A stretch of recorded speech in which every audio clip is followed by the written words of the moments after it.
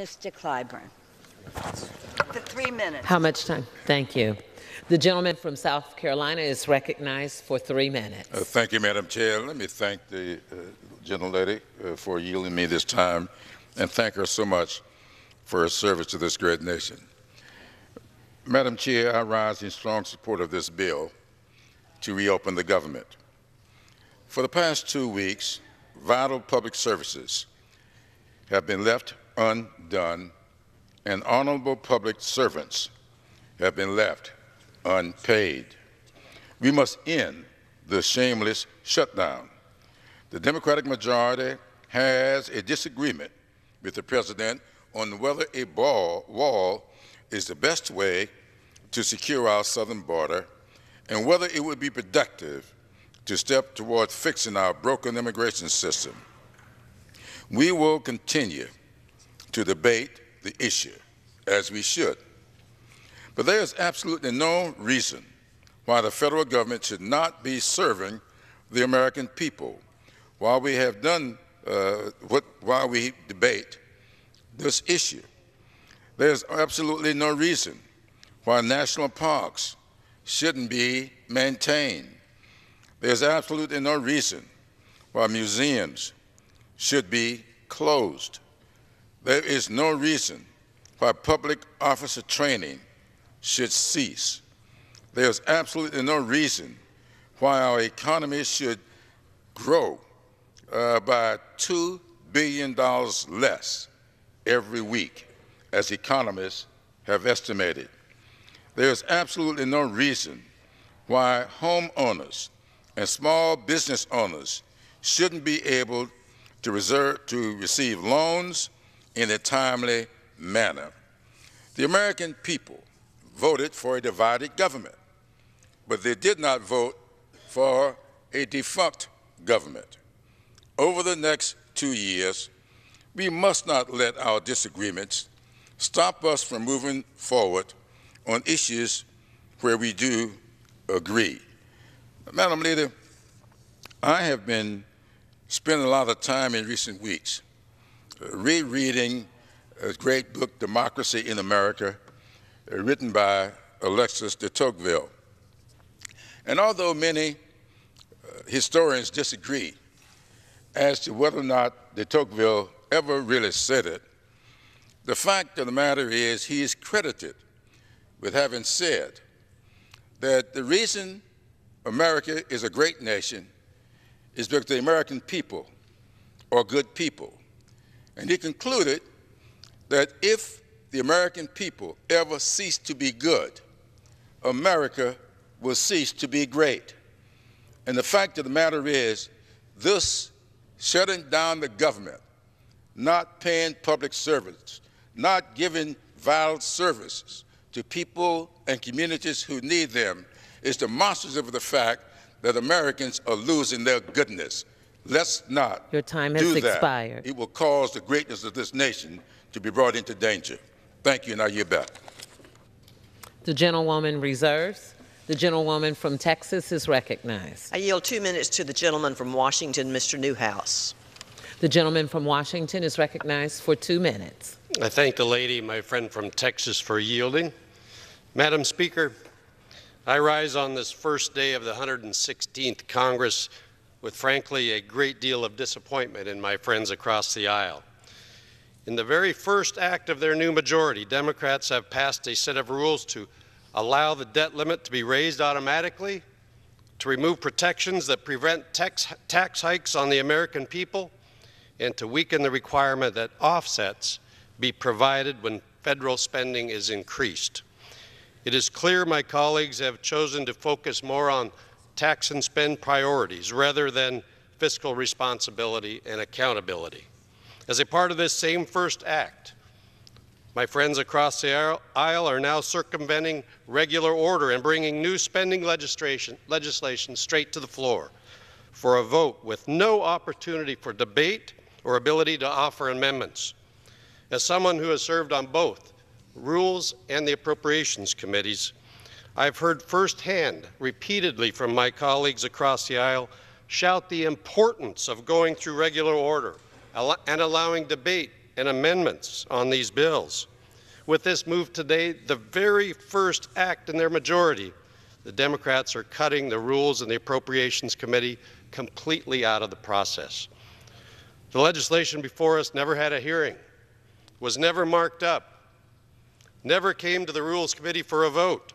Most disappointingly, Democrats have negated the bills crafted carefully by the Appropriations Committee over the past year and thrown out legislative provisions that were negotiated and agreed upon by both sides of the aisle. Madam Speaker, I look forward to the opportunity to work to find common ground with my colleagues in the majority. But today I am sincerely disappointed in these first moves of the 116th Congress. Thank you, and I yield back the balance of my time. The gentlewoman reserves. The gentlewoman from New York is recognized. The gentlewoman from Texas is recognized. I yield 2 minutes to the gentlelady from Missouri, Ms. Hartzler. The gentlewoman from Missouri is recognized for 2 minutes.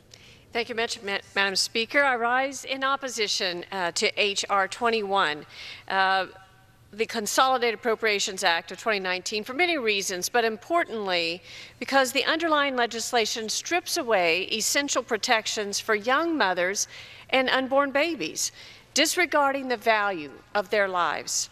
Today's minibus eliminates a crucial pro-life foreign policy that's in place today, known as the Protecting Life and Global Health Assistance Program. President Ronald Reagan instituted this policy to provide health care for women in foreign countries while ensuring that U.S. taxpayer dollars would not be used to fuel the international abortion industry. U.S. foreign assistance should be life-affirming.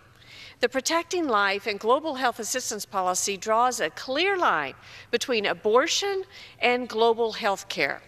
Foreign non-governmental organizations should be eligible for U.S. federal funding as long as they do not perform or actively promote abortion as a method of birth control. Protecting Life and Global Health Assistance affirms the inherent worth and dignity of women and children around the world. And it is tragic that today's bill nullifies these pro-life protections. So because of that, I urge my colleagues to join me in voting against H.R. 21. I yield back. The gentlewoman reserves. I yield 2 minutes to the gentleman from Colorado, Mr. Lamborn. The gentleman from Colorado is recognized for 2 minutes. I thank the gentlelady from Texas for her leadership. Madam Speaker, I rise in opposition to H.R. 21, which repeals the Protecting Life and Global Health Assistance policy. This is a common sense policy that simply guarantees that U.S. taxpayer dollars do not promote or perform abortions overseas. Organizations such as International Planned Parenthood and Marie Stopes International are responsible for millions of abortions overseas every year, and they do not deserve support from American taxpayers. Taxpayer dollars are better spent on the health of children and mothers, on malaria and HIV prevention and treatment, rather than on snuffing out the lives of unborn children. It's amazing that on their first day of taking power, House Democrats are pushing an extreme position far to the left. American taxpayers simply don't want to fund abortions with their hard-earned dollars. And it's even more amazing that this exercise is being performed on a bill that will not be brought up in the Senate, and it will not be signed by the President. It is a bill that is going nowhere. I strongly oppose the repeal of this life-affirming provision, and I urge my colleagues to vote no on H.R. 21. Thank you, and I yield back. I recognize the gentlewoman from the gentleman from Texas reserves. I yield 2 minutes to the gentleman from Louisiana, Mr. Johnson. The gentlewoman reserves. Sorry. Yes. Gentlewoman from New York is recognized. Madam Speaker, I just want to make something perfectly clear. The United States does not and cannot fund abortions. Let me say that again. The United States does not and cannot fund abortions, period. Thank you, Madam Speaker. Gentlewoman reserves. The gentlewoman from Texas is recognized. I yield 2 minutes to the gentleman from Louisiana, Mr. Johnson. The gentleman from Louisiana is recognized for 2 minutes. I thank the gentlelady, and Madam Speaker, I rise to share a deep concern that I and many of my colleagues share about H.R. 21. If what our colleague said is true, then we should just take this provision out of the bill. To revise or rescind the Mexico City policy would do precisely the opposite of what you just said at the podium. In 1984, President Ronald Reagan made a strong international stance for life. He announced that the United States would carry on the tradition of protecting the innocent, not only at home, but around the globe. With this promise, the United States would no longer allow taxpayer dollars to be sent overseas to promote abortion as a method for family planning. That's what this policy does. We're thankful for the countless lives that have been saved because of President Reagan's willingness to embrace the innocent, and I remain thankful for President Trump for carrying on this proud legacy. Unfortunately, protecting life through global health assistance is now at risk. And the legislation before us today, the new Democratic leadership has moved to overturn this important policy that was just articulated. Let us say this clearly. The United States should never underwrite abortions.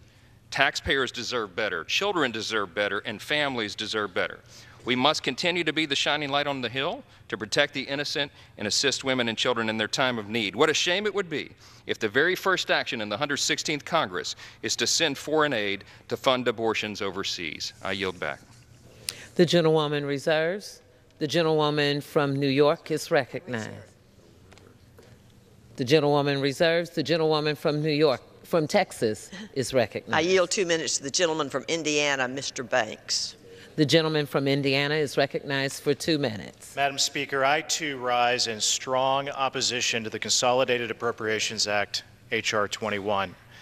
I am appalled that the very first initiative by this Democratic majority is to push for taxpayer-funded subsidies to international organizations that promote and perform abortions. Madam Speaker, this bill would repeal President Trump's Protecting Life and Global Health Assistance Policy, or the expanded Mexico City policy, which prohibits global health funding from going to foreign NGOs that perform or promote abortion.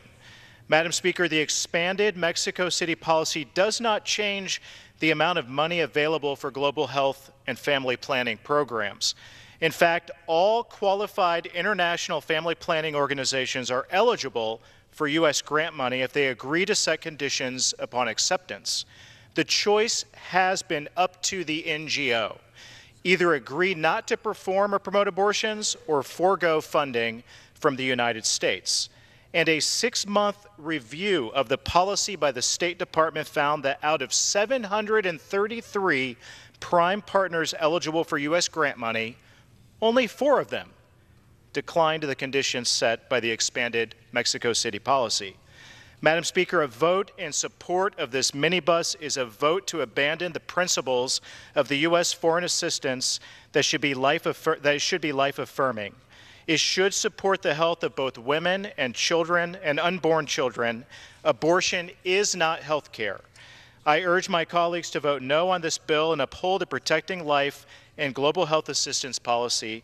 Thank you, Madam Speaker. I yield back. The gentlewoman reserves. The gentlewoman from New York is recognized.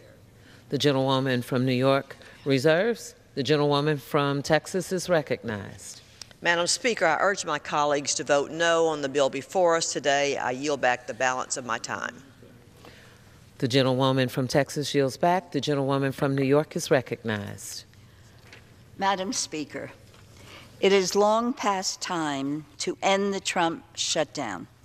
As our first legislative act of the year, we should isolate the political dispute over border security and reopen the government. There is simply no reason the Senate should not pass the package, given that they wrote the 6 full-year bills and passed a CR through February. I urge you to vote yes. I yield back the balance of my time. All time for the debate has expired. Pursuant to House Resolution 5, the previous question is ordered on the bill. The question is on engrossment in the 3rd reading of the bill. Those in favor say aye. Those opposed, no. The ayes have it. 3rd reading. A bill making appropriations for the fiscal year ending September 30th, 2019, and for other purposes. For what purpose does the gentlewoman from Texas seek recognition? Madam Speaker, I have a motion to recommit at the desk. Is the gentlewoman opposed to the bill? I am in its current form. The gentlewoman qualifies. The clerk will report the motion. Ms. Granger of Texas moves to recommit the bill, H.R. 21, to the Committee on Appropriations with instructions to report the same back to the House forthwith with the following amendment. Page 1021, strike line 15 and all that follows through page 1023, line 19, and redesignate subsequent sections accordingly. The gentlewoman from Texas is recognized for 5 minutes. Madam Speaker, this is the final amendment to the bill, which will not kill the bill or send it back to committee. If adopted, the bill will immediately proceed to final passage as amended. This motion to recommit strikes the section of the Department of State and Foreign Operations Act that reverses the President's Protecting Life in Global Health Assistance policy, formerly known as the Mexico City policy. This policy is important to protect life and must be maintained.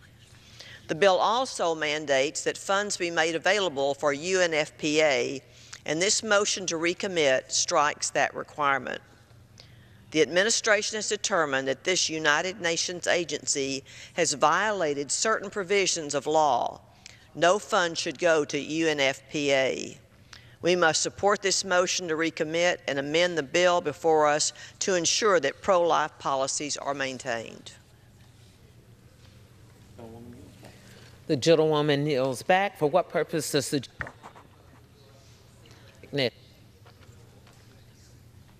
She's looking there. Isn't it me? Does the gentlewoman from Texas seek to reclaim her time? I apologize. I yield 2 minutes to the gentleman from New Jersey, Mr. Smith. Thank you, my good friend. The gentleman is recognized for 2 Madam minutes. Speaker, if reopening the government is the goal, if ending the shutdown is the goal, why does this appropriations package contain a brand new poison pill rider, Section 7071, that overturns a major, comprehensive, current-day pro-life policy? Let's be clear. The Protecting Life and Global Health Assistance policy is eviscerated by this bill. The Protecting Life policy, Madam Speaker, is a significant reiteration and expansion of President Ronald Reagan's Mexico City policy, which was first announced back in 1984. And that policy was and is designed to ensure that U.S. taxpayer money is not funneled to foreign non-governmental organizations that perform or promote abortion as a method of family planning. The policy done by Trump 2 years ago establishes pro-child safeguards that are benign and humane conditions. It's about protection of these innocent children who might otherwise die from chemical poisoning or by dismemberment. For years, pro-abortion organizations have used U.S. taxpayer funds to weaken, undermine, or reverse pro-life laws in other nations and destroy precious lives of these children. The Speaker earlier today admonished us to protect God's creation. These unborn children are God's creation that cry out for our protection.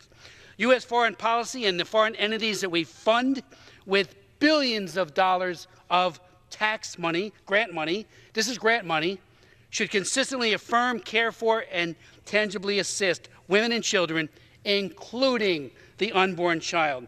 Let's not forget, no one is expendable or a throwaway. Every human life has infinite value. Birth is merely an event, not the beginning of life of a child.